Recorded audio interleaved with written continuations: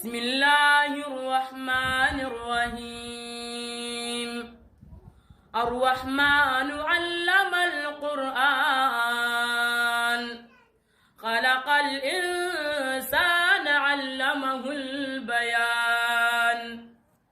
الشمس والقمر بحسبان، والنجم والشجر يسجدان.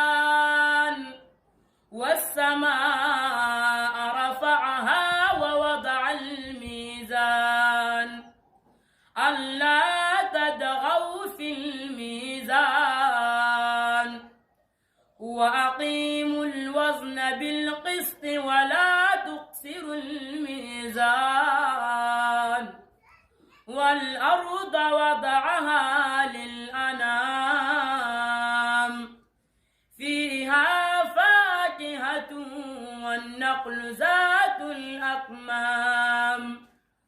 والهب ذو العصف والريحان. فبأي آلاء ربكما تكذبان؟ صدق الله